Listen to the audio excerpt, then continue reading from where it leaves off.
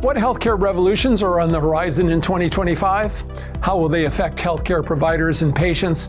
Our guest has tried to sort it out with his annual list of top 10 healthcare industry predictions that he shared on the Forbes website. I think we're entering wartime in American healthcare, where we're going to need to rebuild things from the studs. And the folks who renovate the house aren't necessarily going to be the people who built the house. Our guest is Dr. Sachin Jain. He's held top positions at the Centers for Medicare and Medicaid Services and the Office of the National Coordinator for Health Information Technology. In recent years, he's been a leader in the private sector and has a unique perspective on the entire field. Gone are the days where, your doctor was an independent practitioner who had a ton of pride in his or her job. What you have today now is everyone works for health systems. Everyone feels anonymous. The health systems are large. The health plans are big, and it's the big battling the big. This is Conversations on Healthcare.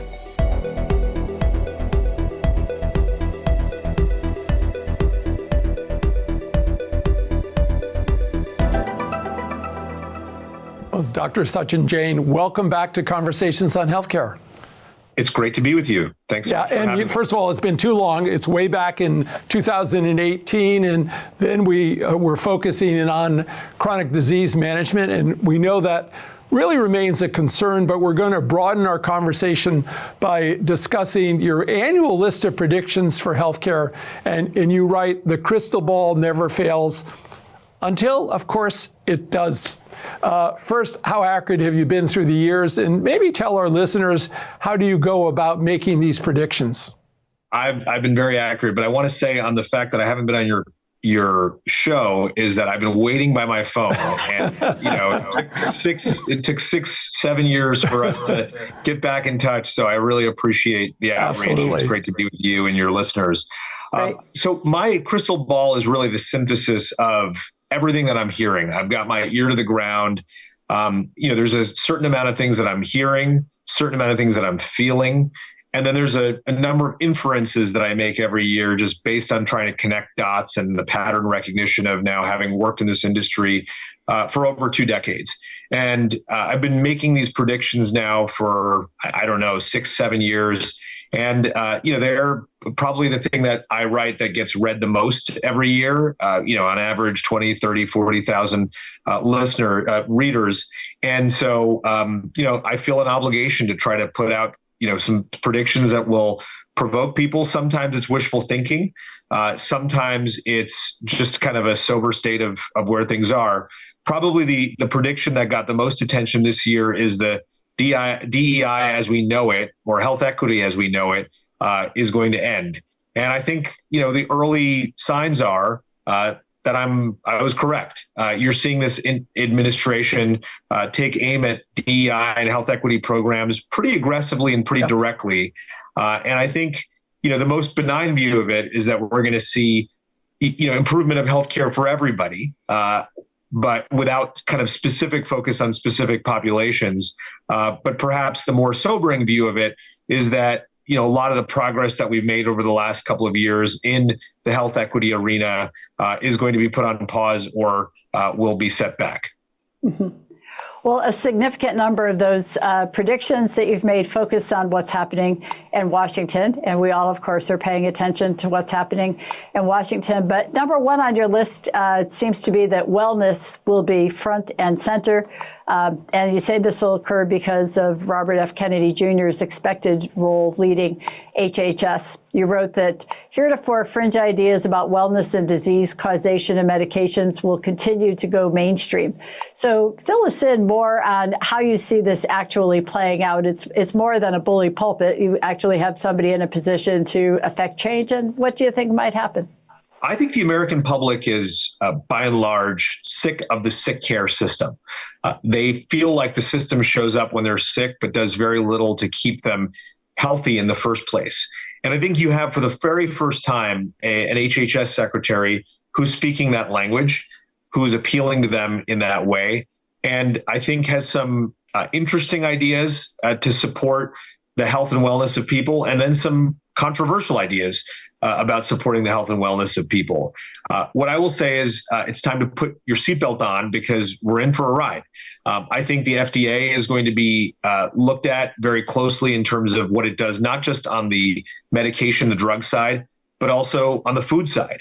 And you have a really activist, FDA administrator appointed in Marty Macri, somebody whose ideas I think are actually pretty smart. And he's building a pretty good team. And so I think there's going to be a hard look at the work of the FDA and potentially a lot of FDA reform. I think the combination of Dr. Oz and RFK Jr., two words you probably never thought would be mentioned in the same sentences, two names that you'd never thought you'd mention together, is going to be a dynamic one. I think, Robert F. Kennedy is going to be focused on wellness, chronic disease prevention, and chronic disease management. And I think, having someone like Dr. Oz in the CMS administrator seat, somebody who's written extensively about the need for reform in the Medicare program, he's been pretty pro Medicare Advantage, I think will be interesting for the American public, which is really divided right now between people who are in traditional Medicare and people who are in Medicare Advantage. But this program, which in 2010, covered just 25% of Americans, I'm talking about Medicare Advantage, now covers over 50% of Americans. Right. And but there hasn't been the regulatory kind of revolution that needed to happen to really administer that program and kind of evolve that program. And so look for that to happen over the next couple of years as well with Dr. Oz in that seat. All right. So we have an implicit prediction that RFK will be the next HHS secretary. Do you think he won't be? Well, no, I'm just asking. No, I'm just, I know there are a lot of people lined up, but it sounds like he's going to get confirmed this week. If he doesn't, I'll eat these words. That's okay. We got it on tape. But let me just pull the thread on that, because you also predict that some obscure government deputies will matter more. And I should note, you've been in government at CMS. I've been an obscure government deputy. So I know how much those people can matter and how much they don't matter when you've got strong executives in place. Look, this is Dr. Oz's first tour of duty at CMS. What I've heard consistently, though, and positively, is that he's like learning the job. He is calling former CMS administrators. He's really trying to understand how to sit in that job and be highly effective in that job. But I think part of what he's heard from people is really appoint great deputies.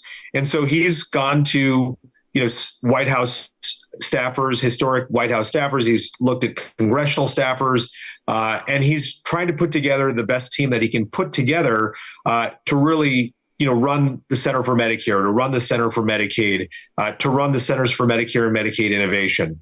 I will say I'm a little worried about the Centers for Medicare and Medicaid Innovation. I think that it's probably a prime target for DOGE, the Department of Government Efficiency, because it's had a mixed record. $10 billion budget that self-renews every 10 years, highly politicized agency that hasn't necessarily lived up to the hype and promise. I was part of the founding team, so I can take some responsibility for it myself. But I can say that, CMS is going to look and operate very differently in 2026, 27, 28 than it did in 2021 and 22. Well, also, while we stay on the federal level, I think this is a quote that you think Medicare Advantage will make a roaring comeback. I didn't think it ever left, actually. It seems to me it's been kind of a steady uphill. And certainly we've heard the Medicare administrators talk about the desire to get everybody into a value-based plan, into a Medicare Advantage or another value-based plan. You lead a nonprofit Medicare Advantage plan, SCAN. So knowing it as well as you do, what makes you feel bullish about Medicare Advantage? What's going to take it this next distance? Well, the last couple of years have been hard for the industry. I would say the new risk model, what everyone in the industry calls V28, kind of was an effective rate cut to the industry. So I think, plans were forced to do more with less. The star rating system has become, more and more challenging and harder to achieve high star ratings. And you're starting to see, some of the flaws with the star rating systems with all the lawsuits that have followed Scan's lawsuit against, the Biden administration for its use of cut points that seemed out of line with what had been published in the regulation. And so I think, most people who've worked in Medicare Advantage would say that the last couple of years have been years where we've been forced to imagine doing more with less. The curve that you're talking about, that kind of steady upward curve, had actually flattened a little bit the last couple of years. And I would say, what's now happening is I think you now have a CMS administrator who is on record as having said that he thinks all Medicare beneficiaries should be in a Medicare Advantage plan. I don't think we're going to get all the way there, to be clear. I think, traditional Medicare is still very popular for those people who can afford it. But I will say that Medicare Advantage is going to become more and more mainstream. It's going to get, I think, some of the, kind of regulatory changes that made it harder and harder to perform in Medicare Advantage may get rolled back or slowed down. And I think for that reason, this industry is going to see even more growth in the next couple of years than it did the last few. You don't think it would be doged in any way here just because of its cost between the regular plan? I think Medicaid is going to get doged a bit. I think Medicare is not going to get doged. Do I think that there's going to be some fixes because of the shift, the differences in costs? I think there may be, but I would say on the margins, this is an administration that's going to try to see more and more people in Medicare Advantage, and they know what it takes to do that, which is you've got to make those plans more generous. And the truth is, Medicare Advantage is a better deal for low-income Americans, and we forget that. I think a lot of the academics who kind of have taken aim at Medicare Advantage have not looked sufficiently at traditional Medicare, which in 2025 is a bad program. It doesn't cover dental. It doesn't cover vision. It doesn't cover audiology. It leaves people with very high copays. It forces them to pay very high premiums, both for Part B as well as for Part D, as well as for supplemental policies. A couple, a husband and wife, can be out of pocket for over $1,000 a month in extra premiums in traditional Medicare, whereas Medicare Advantage, Southern California, there are many zero premium plans. Sure. After people have paid their Part B premiums. You sound a little like Bernie Sanders on dental's not covered, vision's not covered. So, but maybe from a different perspective of where it should be covered.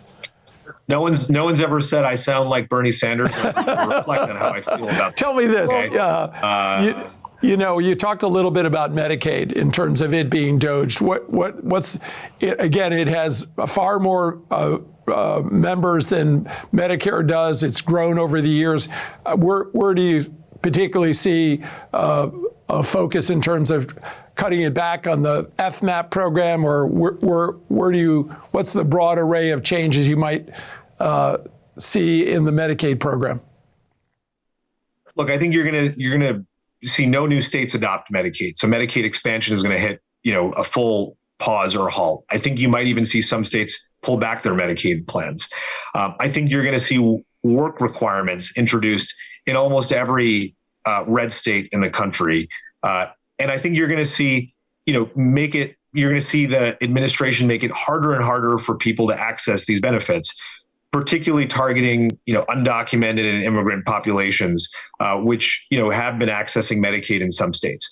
And so I think you're going to see a major rollback of the Medicaid program, which I think is going to be difficult to watch for many of us who I think have fought a good portion of our careers to get people universal coverage. If we're cutting it, in service of trying to get people coverage of another format, I think that's going to be great. But I'm not optimistic that that's an area of focus for this administration.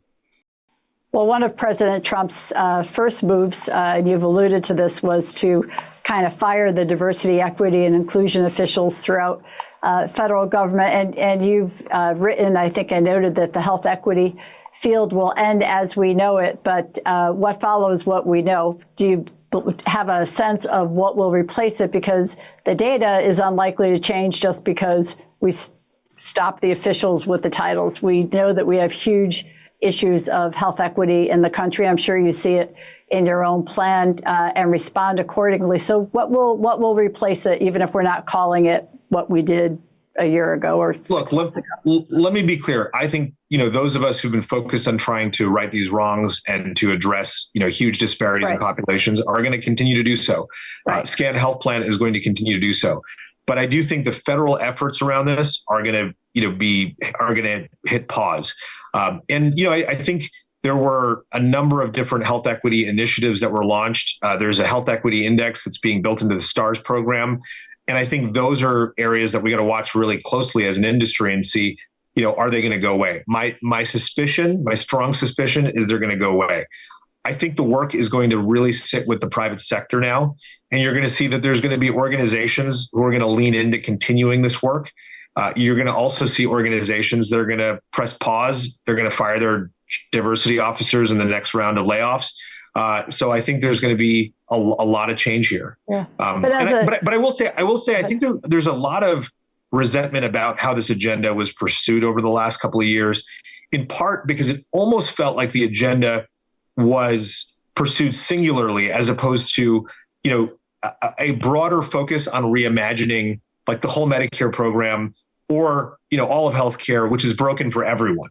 And so I do think that those of us who care about this need to take note, and we need to actually balance our messaging, which is that, we are going to focus on improving health equity. But we're also going to be focusing on improving the system for everyone. And I think that that's a more winning message.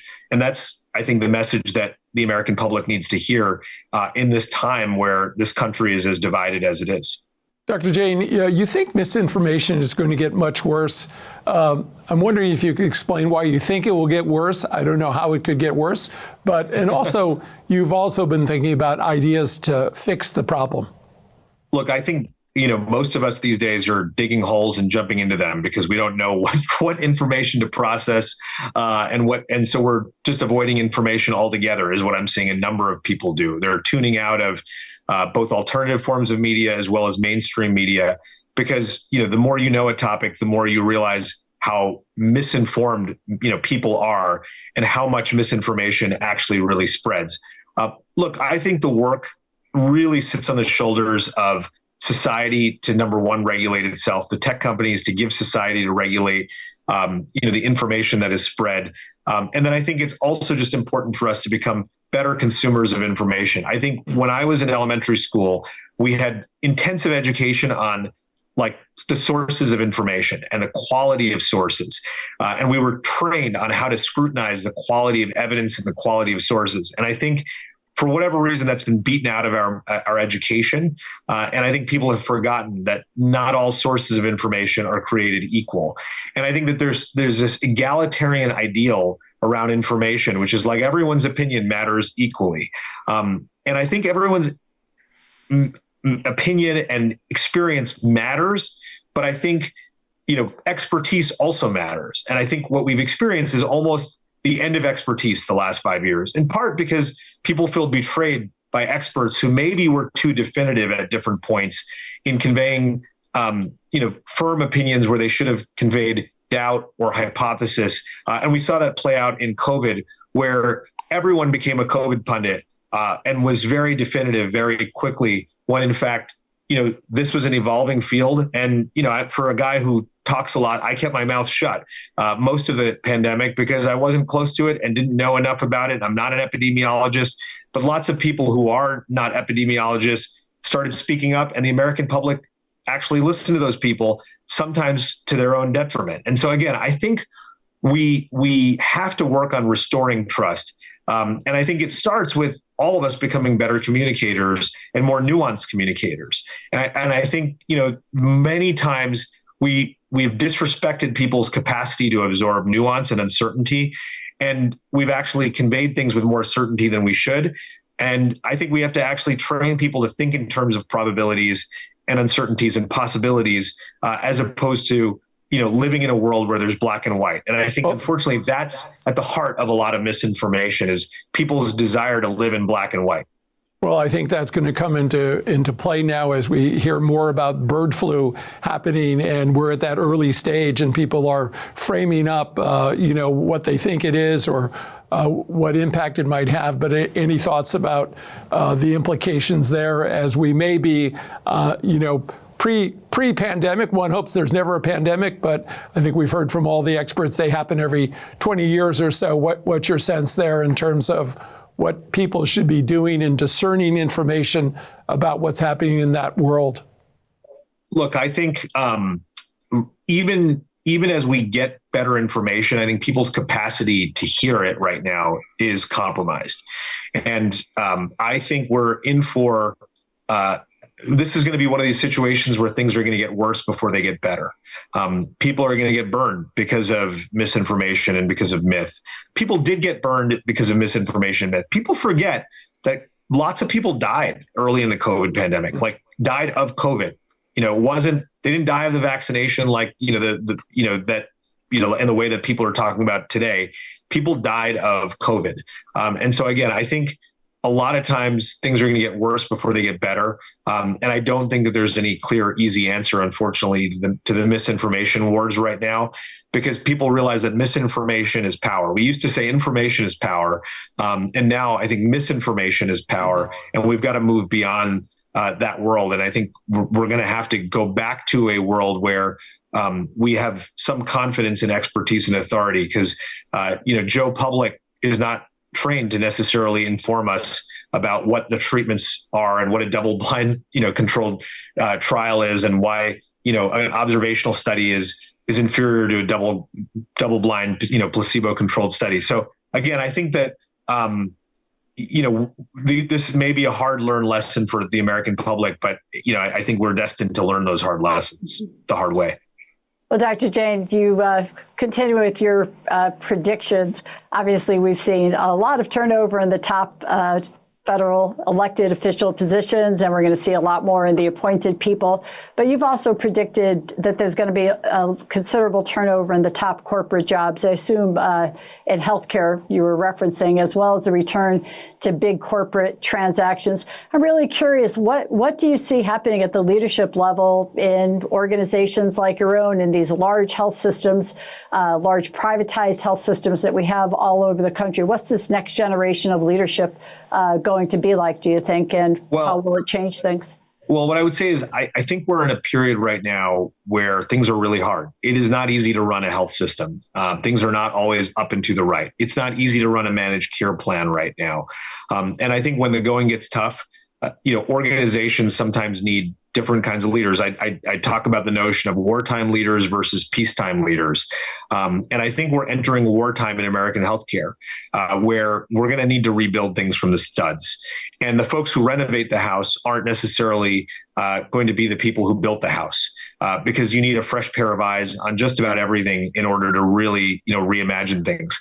And I think you saw this after Brian Thompson's murder. I mean, this cold-hearted, unforgivable murder was received with a lot of corporate platitudes from an industry that should have been saying more and should be saying, we're sorry and we can do better. Not that anything about that murder was excusable, but the aftermath was that we have an American public that is sick and tired of the broken status quo of American healthcare, and it's this last generation of leaders who got us here, and I think it's going to be a next generation of leaders who's going to pull us out of it. And I do think that leadership matters. I think, a number of people will say to me, you overestimate the importance of leadership. It's all about the incentives. It's about, what shareholders want, and it's about what boards want. But the truth is that there are things we can be doing today to make things better that we have just normalized.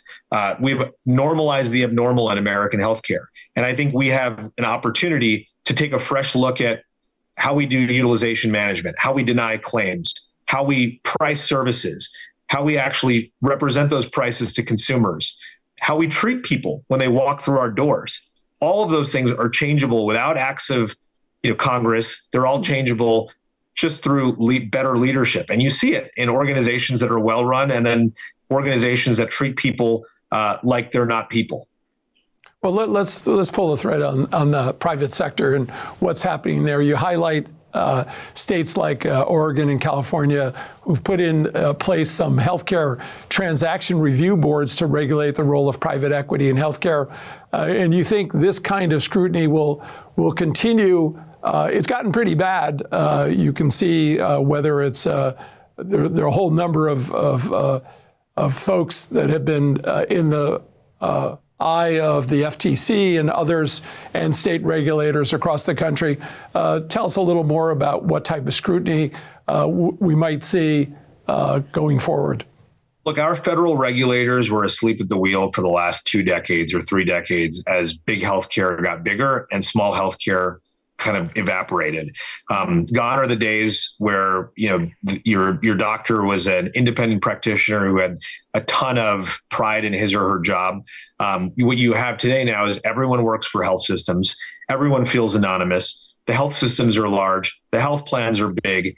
And it's the big battling the big. And the truth is that it's gotten too big.